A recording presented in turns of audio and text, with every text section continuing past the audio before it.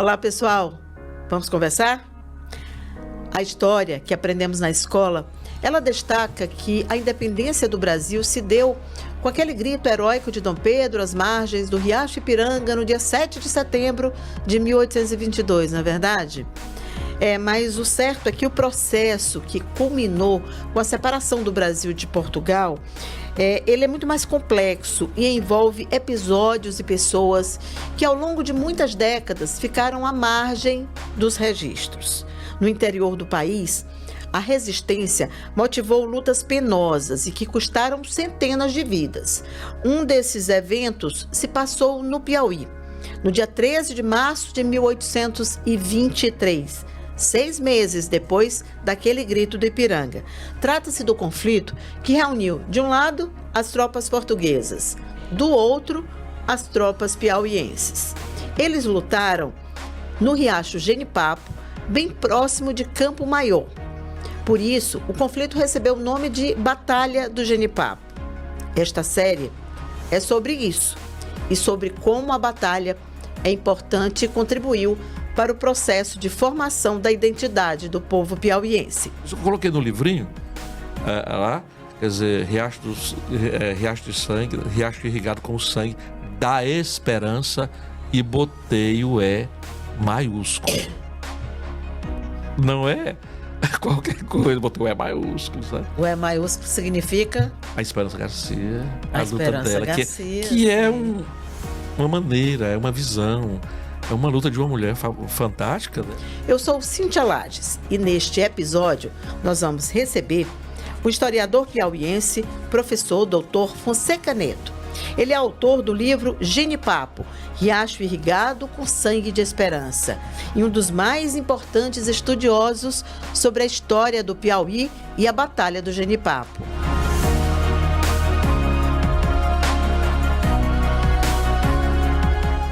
Olá, professor Fonseca, seja muito bem-vindo.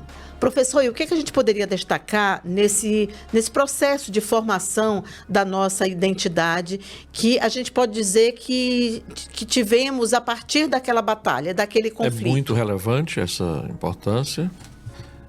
Eu gosto muito de lembrar que um episódio desse,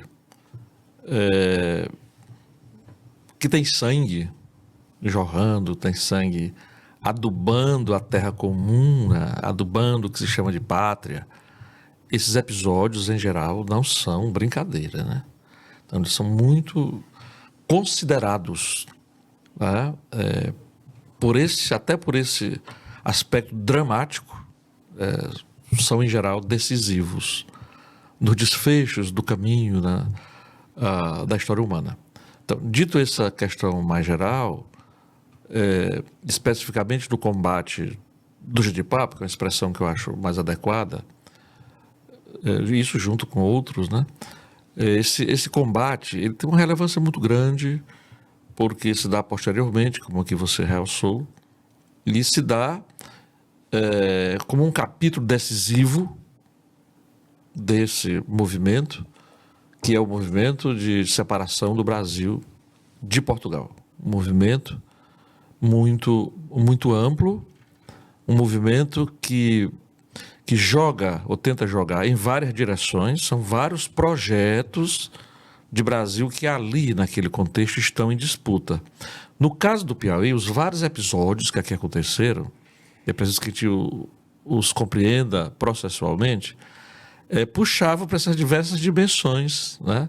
Desde a possibilidade do Brasil continuar como um reino autônomo, mas unido a Portugal, foi, enfim, a visão que relativamente prevaleceu, até a visão de que ele deveria ser totalmente dependente, separado de Portugal. E uma terceira, ainda que se poderia dizer, enquadrar como mais radical, que era aquela, olha, fica independente completamente, inclusive rompendo aquele elemento principal que era a monarquia.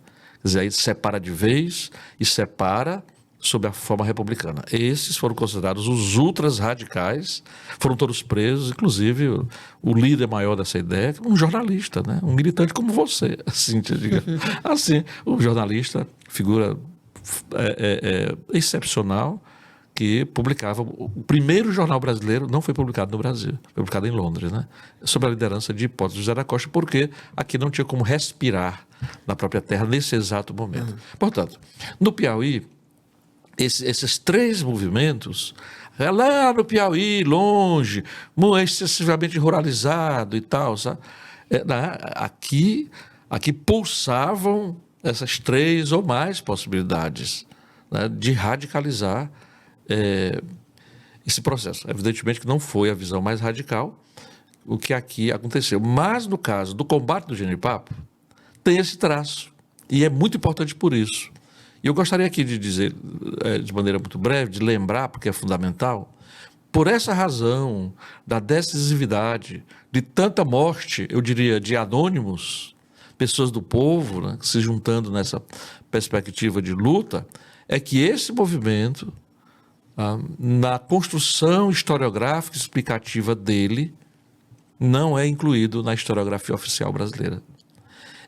O movimento da independência foi ainda muito cedo, né, se elaborou uma narrativa mestra que, de algum modo, prevalece até hoje, 200 anos depois, que é essa mesma montada em cima do 7 de setembro, dessa simbologia do 7 de setembro, que retira, inclusive, uma personagem muito necessária e que não pode ser esquecida, que é da princesa Leopoldina. Quer dizer, a historiografia brasileira retirou, e retira até hoje, a princesa Leopoldina, que foi decisiva porque era uma princesa iluminista da Áustria. Né? E que invisibilizada, talvez até propositadamente, para realçar um episódio que coloca o príncipe no centro, né? E como foi em São Paulo, já uma capitania inclinada àquele momento de ser grande, depois mais aí vem o centenário e se constrói definitivamente essa versão. Então, aí sobrou explicativamente, né? A história é lembrança, mas a história é também uma construção de esquecimento. Então, se trava no campo dessa elaboração, desse discurso, se trava uma batalha em si muito pesada, porque que tolda com questões ideológicas, etc. Né? E no caso do Brasil, enquanto se realçava a grandeza de São Paulo, toda a simbologia, inclusive de fazer uma pintura realçando aquilo, enquanto isso se produzia o esquecimento desse movimento enquanto derramamento de sangue, enquanto a decisividade dele no chão real do Brasil, no chão real desse norte, que nem era bem Brasil no conceito da nacionalidade. Então nem estava completamente elaborado isso. Era o norte. Então é justamente para se entender que há um Brasil mais sulino e tal, e esse do norte, que a gente vai enquadrar a importância dessa batalha, os nexos que ela tem com o movimento no Ceará, com o Pernambuco lutador. Pernambuco se levantou contra o Império, contra a monarquia relativamente, em 1817. Bem no meio, há em 22 essa proclamação. Pernambuco se levanta de novo 2 anos depois. Então, E esses movimentos no Piauí estão ressoando Pernambuco. A história do Piauí tem muita ligação com Pernambuco. Não é só lá nas origens coloniais, das fazendas de gado, etc.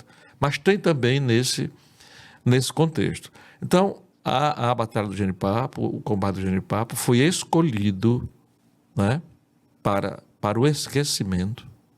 E aí vem uma coisa muito séria, que é exatamente o que se vai discursar explicando o Brasil. E essa explicação é uma explicação que, ao longo do tempo, nesses 200 anos, né, é uma perversão que é de discute, escreve, né? E no fim diz, o povo brasileiro nunca lutou, nunca derramou sangue. Isso se escuta. É um povo que só gosta de samba, tudo dança. limpo, né? É tudo pasteurizado na história Exatamente. brasileira. É um povo que nunca lutou por seu destino, e se tivesse sido colonizado por uma outra nação qualquer, seria muito melhor, e se cria essas... Ainda hoje se ouve isso, né? E muito. Eu sou professor de Brasil colonial há 30 anos na universidade, e escuto isso demais. Isso é uma batalha a ser enfrentada. Então, veja só, ora mais, lá no Piauí, um episódio desse sangrento, sangrento que está dentro das lutas que explicam da tessitura, da dinâmica maior do processo da independência do Brasil. Que é isso? Vamos deixar isso de lado. Um médico piauiense chamado Hermínio Conde, no centenário da independência, naquelas festividades todas, um médico gostava muito de ler Machado de Assis, escreveu, aliás, ele era oculista, né? Hermínio Conde de Piracuruca. Ele se revoltou tanto com isso, há 100 anos atrás, exatos 100 anos, que ele chega, ele morava no Rio de Janeiro, então capital federal, ele foi tomar satisfação lá em São Paulo, com o maior historiador do Brasil da época, paulista, né? Disseminando essa visão, que São Paulo foi quem inventou o Brasil, os bandeirantes. É quando nasce a questão de que o Domingos Jorge Velho inventou o Piauí. Isso é uma mentira deslavada. É uma mentira, eu digo isso com as minhas responsabilidades de professor, de professor, ser assim conhecido e tudo mais, e respeito muito, e algumas pessoas me respeitam também. Sim, mas eu digo isso nossa fonte. com toda aquilo que eu posso dizer, tá? De convicção pelos estudos, né? Por uma razão que a gente busca ver nos estudos e na pesquisa, né? Então, esse encobrimento que leva a esse esquecimento está relacionado a uma postura de uma história que se reivindica e é, de certo modo, oficial, e ela esconde as coisas. Por quê? Na nossa opinião. Porque, sim, se ficar lembrando aos piauienses, para as crianças, que aqui houve episódios muito interessantes, né? Que o povo tomou a frente, que o povo foi decisivo.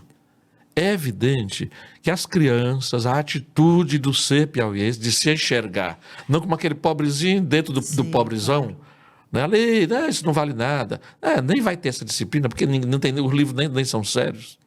Mas, ao mesmo tempo, se impondo mitologias e discursos, até no hino. Gente, até no hino.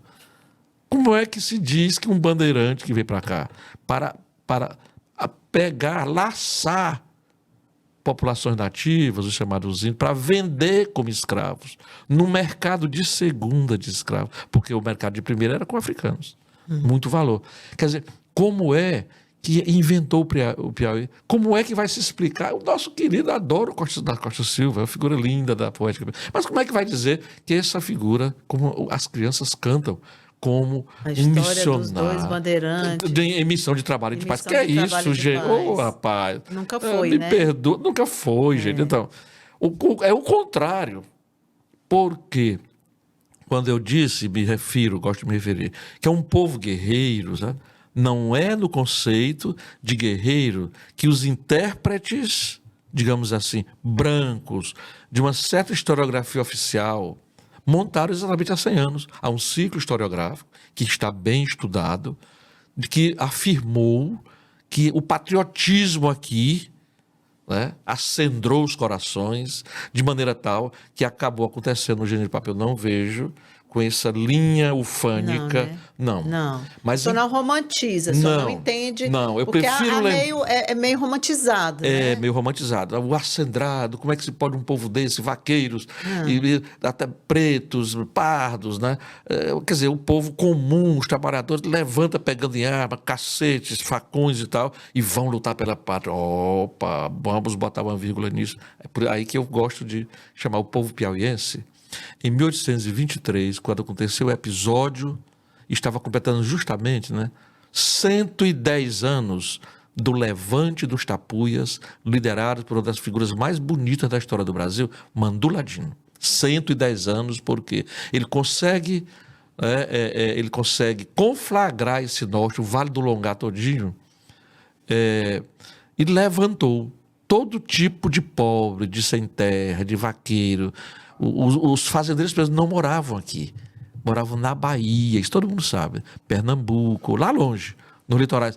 Então aqui quem tomava de conta da dinâmica da sociedade piauiense era uma camada, né, de vaqueiros, né, que vão se empoderando, da lógica daquele processo. O vaqueiro vai ser um fazendeiro. Vai, porque o trabalho dele, ele não é um trabalhador no sentido clássico. Terezinha Queiroz também defende isso, exato. né? Então, é um povo, então, vai à guerra. Cíntia, a fundação formal do Piauí foi no ano em que mataram o Mandoladino, como um selo da dominação, tendo destruído um símbolo de uma liberdade que nascia. Esse sentido de guerreiro reponta 100 anos depois. Entendi. Aquela questão é que move os corações. Por isso eu digo, né, a liberdade, né, que é significada no tombamento daqueles no Riacho do Gibá, que é um fato verdadeiro, documentado, né, é essa luta, é esse sentido, esse é que é bonito, esse é que o Piauí deve lembrar, sabe? Tá? Claro que não se trata do ponto de vista histórico de tirar ou botar alguém. O que não se pode admitir é tirar a maioria, como a historiografia tem feito. Veja uma coisa interessante, o monumento que é lindo. Sim. Assim, tá, as modernão, as linhas todas retas, né? Então, mas é uma concepção de um tempo, né? Arquitetônica. Aquele monumento não foi feito para ter cara de gente. É esse aqui, ó. É esse monumento aqui. Esse aí é o da estrada, né? Da estrada. Você está falando do monumento do próprio, de 72, sim, dos 150 anos, né? Que tem o verso do Carlos Drummond de Andrade. Sim. Mas, lindo. Quer dizer, aquilo Lindo, ali, ele não foi justamente, traduz em que pese ser o período da ditadura, que ajudou a conceber aquilo. Veja que é o poder de um artista. Num contexto daquele, produzia esse sentido. Então ele produz, não, esse monumento é de anônimos, de lutador, a força dos lutadores. Vamos fazer lindo, monumental, né? Bem grandão, aquele obelisco de 33 metros da idade de Cristo e tal. Essa simbologia significando essa luta do povo piauiense. Pois vai agora um vereador de Cambão há pouco tempo, até meu amigo, né, meu conhecido, pega e bota um personagem lá. Chega daqui a pouco, lá em Campo Maior, pega e começa a botar cara em personagem. E personagens que, de certo modo, mudam, de certo... Né? Agora, eu estive lá 15 dias atrás, observando, só enquanto eu estive lá, apareceram 2 ou 3 pessoas. A primeira coisa que fotografa, que filma, são os rostos das pessoas. Portanto, né, já vai construindo uma outra narrativa. Professor, que bonito. Eu queria falar um pouco sobre isso. Que bonito saber, então, que quando foi feito o monumento, ele tinha esse objetivo de passar essa ideia. A grandeza do anonimato, a força que tem do povo, que é quem faz a história. Né? Abraça um pouco o cemitério, já que o obelisco exatamente, ele te dá uma visão, né? Digamos assim, se você está em cima, ele monumental, te dá uma visão quer dizer, monumentalizando um sentido de luta do povo, e do povo enquanto, digamos, uma massa anônima, né? Quer dizer, são os corações que a rigor, é isso que decide a história. Que decide o processo. Por quê? É em nível do povo, das pessoas, que modernamente se chama das massas, né?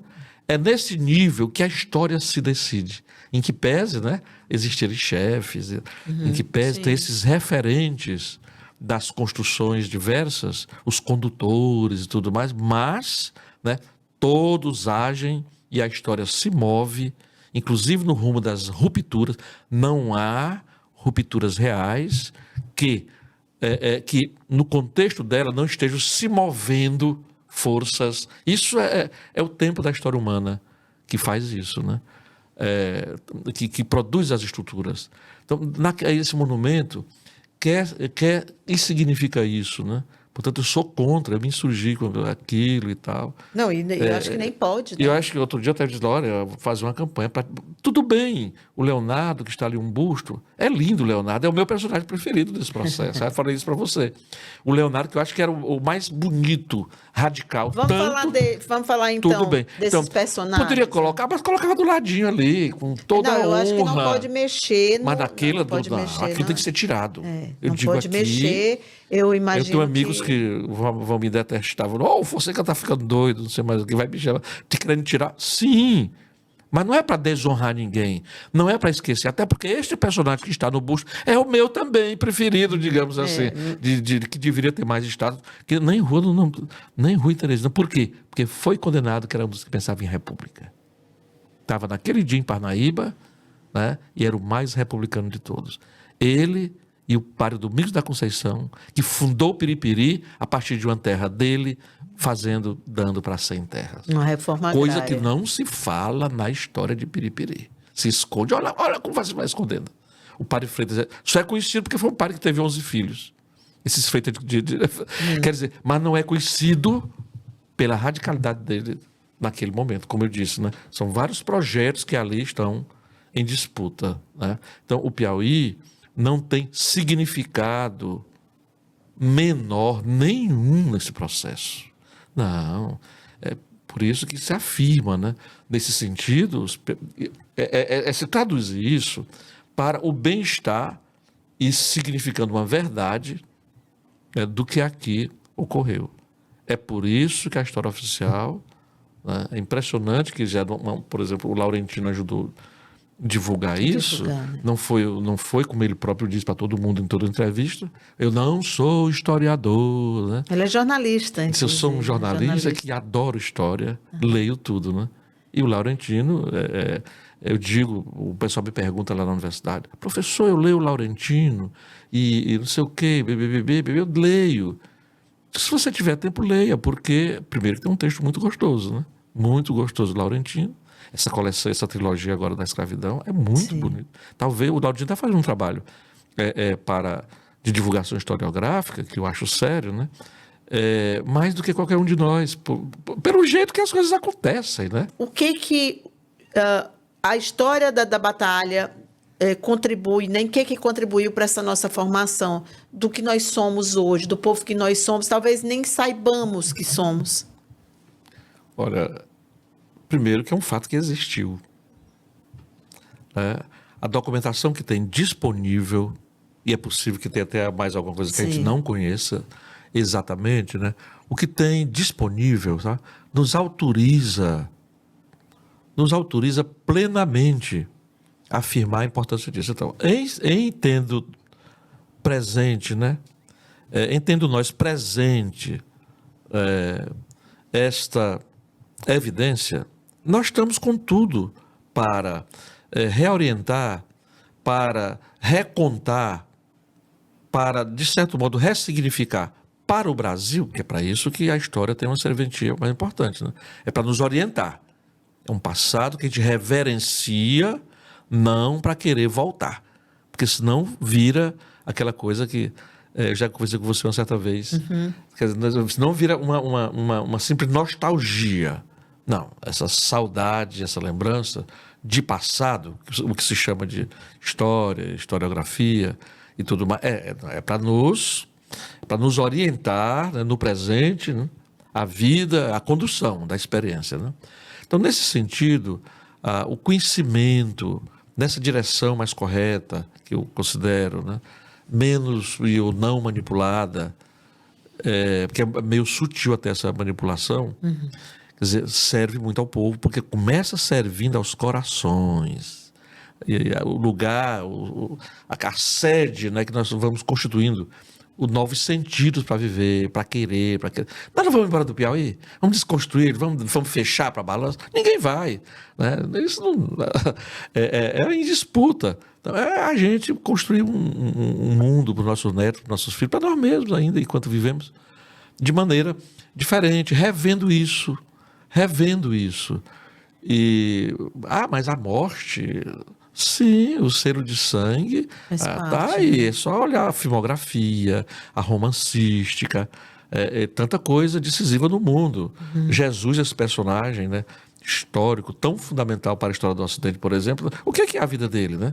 O que significa sangue ali, sabe? Tá? Então, professor, está fazendo apologia. Não estou falando apologia de nada, não. Estou falando da história. Morreram. Ninguém nega, né? Porque os documentos são evidentes. O depoimento do próprio Fidié está aí, muito considerado por muitos. É a gente ler aquilo no contexto e trazer para cá. Aqui vizinho, está relacionado a esse movimento de uma maneira geral, a luta de 15 anos depois. Esse movimento não acaba aí. Esse movimento de querer coisa que vai ser frustrado no primeiro momento, né? Mas isso reacende mais na frente. Não é verdade essa visão de que brasileiro nunca lutou, nunca derramou sangue, né, para construir um país bonito, novo, livre. Isso é uma mentira monstruosa, inventada por certa elite para se eximir da sua própria missão, do seu papel de condutor de um processo colonizador. Se nos Estados Unidos, como você citou ainda há pouco, né, as crianças estudam guerras, isso e aquilo, para, né, acendrar seu coração, para sustentar, já desde crianças, o império que eles são, aqui é na chave contrária. Aqui é exatamente a chave contrária. Né? Viver em colônia é o contrário do que viver nas metrópoles. Às vezes é muito simplista a gente falar em autoestima, né, em baixa autoestima, mas eu queria saber, assim, como que isso surgiu? Por que que o piauiense não percebe a sua grandeza? Será que a gente precisaria mudar um pouco a forma como as crianças, por exemplo, recebem esses ensinamentos da nossa história? Falhamos aí? Você já respondeu, sim. Desculpa. Não, claro, mas é uma beleza conversar assim. Porque você já colocou os pressupostos disso, né? Quer dizer, porque dentro do Brasil, do que nós chamamos de Brasil, essa entidade nacional formalizada em 1822, como separado de uma outra ente de outro lugar, reproduz dentro dele, né, o centro-sul de Minas para lá, se constituiu numa polaridade que, se a questão Portugal-Brasil, de uma metrópole e uma colônia, dentro da formação brasileira, esse norte ficou sendo a colônia do Centro-Sul, nessa dinâmica. Portanto, tem aí uma questão que não cola, que é da construção da unidade nacional, que foi todo a primeira metade do século XIX, essa foi a discussão, inclusive na literatura, uma brasilidade. Então, esse norte nunca foi igual ao sul, o centro-sul do Brasil. Essa coisa dos Brasis não é de agora. Não é de agora. Portugal já pensava assim. Por que na hora da proclamação da independência não continuou sendo um mero reino e sim um império? Qual a diferença de reino, ter um rei, para dizer assim, ter um imperador? Exatamente a percepção de que um rei é esse rei comum da Europa, de Portugal, um imperador, né? Ele impõe, está aí a palavra, né? Sim. Ele impera sobre uma multiplicidade de povos, de gentes, né? De geografias construtivas e tal. Então, isso demonstra, a demonstração cabal, que nunca Portugal e nem o Brasil, e nem até hoje, o Brasil se viu como uma coisa só. Queria que o senhor resumisse o que é o piauiense, né? O piauiense de todos esses processos. Que piauiense é esse? Olha, que povo é esse? A história demonstra claramente que o povo, as pessoas, as comunidades, na experiência humana, é conduzida por pessoas sonhadoras. Então, no Piauí, os sonhos desde os indígenas, que resistiram demais, tanto que, repito aqui, uma colega minha historiadora, quer dizer, tanto que eles foram dizimados aqui de maneira mais intensa porque resistiram mais. Quer dizer, não é porque eram fracos ou coisa assim, mas porque resistiram. Isso é um sinal importante que ajuda a explicar o Mandu e que vai, né, dentro, naquela história que se move, né, ali, como na carne do sanduíche, na face real das coisas, que vai rebrotar lá no Genipapo e depois lá no período dos balaios, né, e noutros momentos. Então é um povo inconformado sim, mas ao mesmo tempo, né, extremamente dominado. Forças, precisamos entender isso, né? Mas é tão pessimista que tanta gente luta, e como é que não muda? A única coisa que se deve ter é a lição que valeu a pena. Valeu a pena, assim, que história é essa de que minha luta não... O que se quer dizer? Não vale a pena, porque acaba mesmo, alguns dominam, tem mais superioridade. Quer dizer, é um povo, sim, lutador, os sinais são muito evidentes. Por isso que eu coloquei no livrinho, lá, quer dizer, riacho de sangue, riacho irrigado com o sangue da esperança, e botei o E maiúsculo.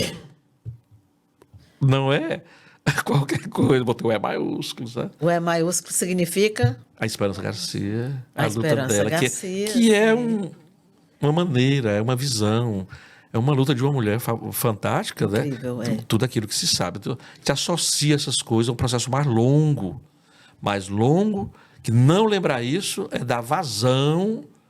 É essa a nossa tarefa, que, aliás, penso que é o saldo positivo, que da nossa responsabilidade fica de tudo que nós estamos fazendo, você tão esforçada, né?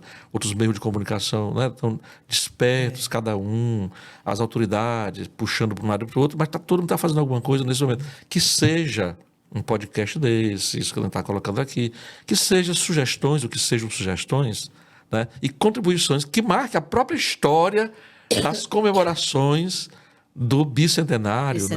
Desse fato tão simbólico, né? Desses 200 anos, né, da batalha, do combate do genipapo. Do combate do genipapo. Daqui a pouco alguém vai estudar o que se disse, vai tentar inventariar isso que nós estamos fazendo aqui. Com certeza, né? Daqui uns aninhos mais, as pessoas estão por aí xeretando, porque isso automaticamente já vira, né? Documento e referente, né? De memória para se ir reconstruindo as possibilidades de nós nos enxergarmos com outros olhos. Professor, muito obrigada pela aula mais uma vez. Foi um prazer recebê-lo aqui nessa série de palestras que eu digo que são tão fundamentais para a gente conseguir entender melhor o que somos, de onde viemos, né? E até para onde vamos também, Sim. por que não, né? É claro.